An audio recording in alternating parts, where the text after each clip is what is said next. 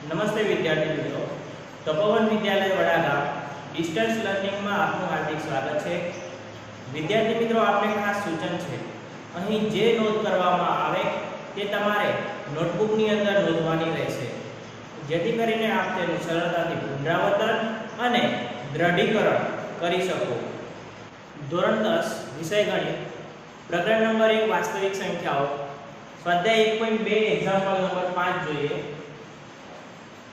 कोई प्राकृतिक संख्या n माटे 6 ની n घात नो अंतिम अंक शून्य थाय के नहीं ते चकासो। तो विद्यार्थी मित्रों, कोई पण प्राकृतिक संख्या होय अने एनो अंतिम अंक जो शून्य होय तो एना अवयवो कया होई शके। धारो के आपणे उदाहरण लईए, कोई पण प्राकृतिक संख्या लईए 10, एनो अंतिम अंक कयो आव्यो? शून्य। तो जो एनो अंतिम अंक शून्य होय तो आपेल जे संख्या छे ए केटला वडे विभाज्य थाय? तो आपेल जे संख्या छे ए 2 वडे अथवा तो 5 वडे विभाज्य थाय। कारण के આપણે વિભાજ્યતાની ચાવી શીખી ગયા છીએ। જે સંખ્યાનો અંતિમ અંક શૂન્ય હોય એ 2 વડે 5 વડે અને 10 વડે વિભાજ્ય થાય। અથવા તો આપણે 20 લઈએ તો આ જે સંખ્યા છે એ પણ 2 વડે પણ વિભાજ્ય છે અને 5 વડે પણ વિભાજ્ય છે। એટલે કે કોઈ પણ પ્રાકૃતિક સંખ્યા હોય એનો અંતિમ અંક જો શૂન્ય હશે તો એના બે અવિભાજ્ય અવયવો 2 અથવા 5 તો હશે। એટલે સૌથી પહેલા આપણે એ લખી દઈએ કે જો કોઈ સંખ્યાનો અંતિમ અંક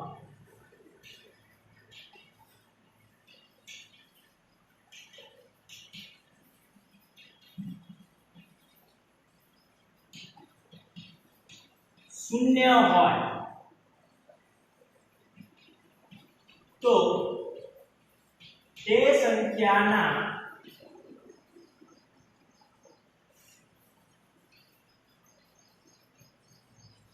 अविभाज्य अवयव अथवा तो ते संख्या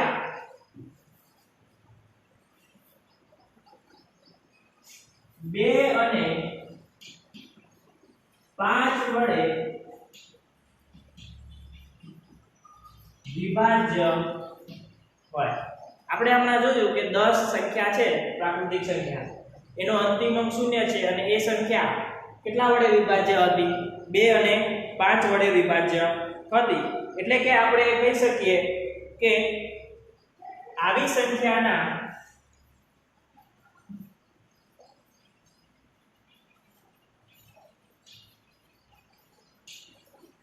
अविभाज्य अवयवीकरणमां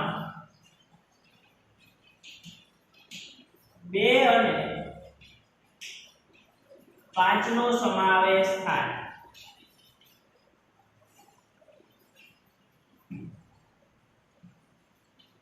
સૌથી પહેલા આપણે એ જોયું કે જો એનો અંતિમ અંક શૂન્ય હોય તો એના અવયવો કયા કયા હોઈ શકે?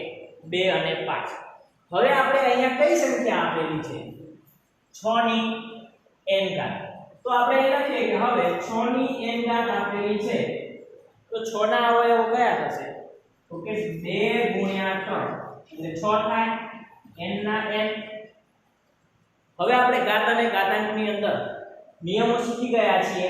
a ગુણ્યા b ની n ઘાત હોય તો a ની n ઘાત ગુણ્યા b ની n ઘાત થાય। એટલે આપણે આવું લખી શકીએ 2 ની n ઘાત ગુણ્યા 3 ની n घात। तो અહીં 6 ના આપણને અવયવો કયા કયા મળ્યા? 2 અને 3। તો જ્યાં n શું છે? તો કે n એ પ્રાકૃતિક સંખ્યા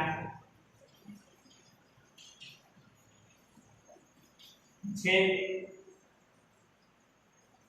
હવે આપણે જોઈએ કે 6 ની n ઘાત ને 2 અને 3, 6 ની n ઘાત ને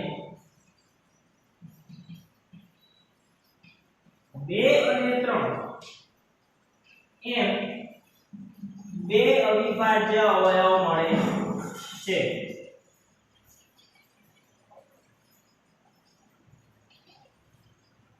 6 ની n ઘાત આપણે કેટલા? 2 અને 3 એમ 2 અવિભાજ્ય અવયવ મળે છે। તો આ જે 6 ની n ઘાત છે એ 2 અને 3 મળે છે એની અંદર 2 અને 5 બંનેનો સમાવેશ થાય છે તો 2 નો સમાવેશ થાય છે પણ 5 નો સમાવેશ થતો નથી એટલે આપણે એવું કહી શકીએ કે 6 ની n ઘાત જે છે એનો અંતિમ અંક જે છે એ 0 ન થાય એટલે કે આપણે હવે લખીએ અવયવ મળે છે જેમાં 5 નો સમાવેશ થતો નથી આથી 6 ની n ઘાત માં અંતિમ અંક 0 ન હોય एग्जाम्पल नंबर 6 समझाओ के 7 गुणिया 11 गुणिया 13 वत्ता 13 અને 7 ગુણ્યા 6 ગુણ્યા 5 ગુણ્યા 4 ગુણ્યા 3 ગુણ્યા 2 ગુણ્યા 1 વત્તા 5 એ શા માટે વિભાજ્ય સંખ્યાઓ છે વિદ્યાર્થી મિત્રો અહીં આપણને બે સંખ્યાઓ આપેલી છે એ બંને સંખ્યાઓ શા માટે વિભાજ્ય સંખ્યા થાય એ આપણે અહીં સમજાવવાનું છે તો સૌથી પહેલા જે પહેલી સંખ્યા છે એને લઈ લઈએ કે 7 ગુણ્યા 11 ગુણ્યા 13 વત્તા 13 વિદ્યાર્થી મિત્રો આપણે અગાઉના લેક્ચરની અંદર શીખી ગયા છીએ કે જે વિભાજ્ય સંખ્યાઓ હોય એના અવયવોને ક્રમ અવગણીને જે અવયવો છે એનો ક્રમ અવગણીને આપણે કોઈ પણ રીતે લખી શકીએ ધારો કે 10 છે તો 2 ગુણ્યા 5 એના અવયવ થશે તો 2 ગુણ્યા 5 લખો કે 5 ગુણ્યા 2 તમે લખી શકો જે વિભાજ્ય સંખ્યા છે એના માટે તો અહીં આપણે એ જ દર્શાવવાનું છે કે જે સંખ્યા આપેલી છે એને આપણે આ સ્વરૂપે આપેલી છે એને આપણે બીજા સ્વરૂપે લખીને બતાવવાની છે તો પણ જવાબ એ જ મળે અથવા તો વિભાજ્ય સંખ્યા છે તો વિભાજ્ય સંખ્યા માટે તમે યાદ કરો કે વિભાજ્ય સંખ્યાની વ્યાખ્યા શું થાય કે વિભાજ્ય સંખ્યા એટલે કે શું કે જે સંખ્યાના 2 કરતા વધુ અવયવો હોય તેવી સંખ્યાને શું કહે છે વિભાજ્ય અને અવિભાજ્ય સંખ્યા તો જે સંખ્યાના માત્ર 2 અવયવો હોય કયા કયા એક અવયવ 1 હોય અને બીજો અવયવ કયો હોય એ સંખ્યા પોતે એટલે જો આ સંખ્યાઓ વિભાજ્ય સંખ્યા હશે તો એના અવયવો કેટલા મળશે 2 કરતા વધુ અવયવ મળે તો આપણે કહી શકીએ કે આ જે સંખ્યા છે એ વિભાજ્ય સંખ્યા થાય તો આપણે હવે જે રકમ આપેલી છે એની અંદર જોઈએ અહીંયા પ્લસ આપેલું છે પાછળ એક રકમ છે પ્લસ પહેલાની જે રકમો છે એની વચ્ચે શેનો સંબંધ છે ગુણાકારનો તો અહીંયા 13 છે અને પહેલા પદની અંદર પણ એક 13 આવે છે તો સૌથી પહેલા આપણે શું કરીશું 13 ને સામાન્ય લઈ લઈએ તો આ જે પદ છે એમાંથી 13 સામાન્ય લીધા તો અહીંયા આપણી જોડે કેટલા આવશે 7 ગુણ્યા 11 વત્તા 13 સામાન્ય લીધા એટલે અહીં કેટલા આવશે 1 હવે 13 ગુણ્યા 11 સત્તા 77 વત્તા 1 13 ગુણ્યા 77 વત્તા 1 કરો કેટલા મળે 78 મળે 78 ના આપણે અવયવ પાડીએ તો કેટલા મળે 13 ગુણ્યા 78 એટલે થશે 39 ગુણ્યા 2 39 નું કેટલા થાય 78 હજુ પણ આને આપણે અવયવ મળે 13 ગુણ્યા 13 ગુણ્યા 3 13 39 ગુણ્યા 2 13 કેટલી વખત મળ્યા 2 વખત એટલે 13 ની 2 ઘાત ગુણ્યા 3 ગુણ્યા 2 આપણે લખી શકીએ અથવા તો આટલું તમે રહેવા દેશો તો પણ ચાલશે 1 2 એટલે આના અવયવ કેટલા મળે આપેલ સંખ્યાના તમે જો 13 3 અને 2 એટલે 13 એક વખત ગણવામાં આવે 3 અને 2 એટલે 3 અવયવો મળશે. તો એનો મતલબ એવો થયો કે આપેલ સંખ્યાના અવયવો કેવા છે?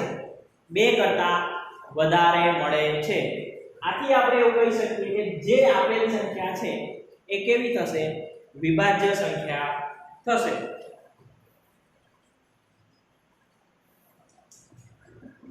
એટલે આપણે હવે લખીએ કે આ 7 ગુણ્યા 11 ગુણ્યા 13 વત્તા 13 ના 2 કરતા વધુ અવયવો મળે છે માટે આપેલ સંખ્યા કેવી થશે? વિભાજ્ય. સેમ આ જ રીતે આપણે આ પદ જે છે એનું લખવાનું છે. એના માટે લખીએ 7 ગુણ્યા 6 ગુણ્યા 5 ગુણ્યા 4 ગુણ્યા 3 ગુણ્યા 2 ગુણ્યા 1 વત્તા 5 અને એના પહેલાની જે રકમ છે બધી ગુણાકારમાં છે. તો સૌથી પહેલા આપણે બંનેમાં અવયવો કયો છે 5. 5 ને શું કરીએ? કોમન લઈએ. તો અહીંથી વધશે 7 ગુણ્યા 6 ગુણ્યા 4 ગુણ્યા 3 ગુણ્યા 2 ગુણ્યા 1 પ્લસ 5 કોમન કાઢ્યા એટલે અહીંયા કેટલા વધશે? 1.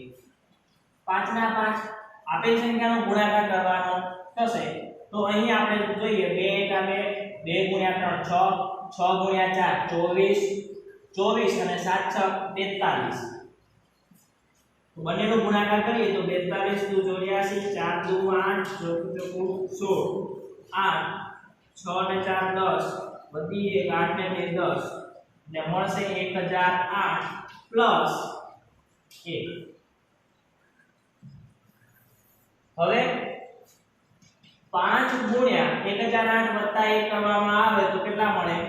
1009. આપેલ સંખ્યાઓ જે છે એના અવયવો કેટલા મળ્યા? એક 5 અને એક 1009. તો બે અવયવો તો છે જોડે એક પણ આપણે લખી શકીએ. કોઈ પણ સંખ્યાનો એક અવયવ તો હોય ને હોય. એટલે કે આપેલ સંખ્યાના પણ આપણે બે કરતા કેટલા અવયવો મળ્યા? વધારે મળ્યા. એટલે આપણે લખીએ કે આ 7 ગુણ્યા 6 ગુણ્યા 5 ગુણ્યા 4 ગુણ્યા 3 ગુણ્યા 2 ગુણ્યા 1 વત્તા 5 ના 2 કરતા વધુ અવયવો મળે છે માટે આપેલ સંખ્યા કેવી થશે? વિભાજ્ય છે.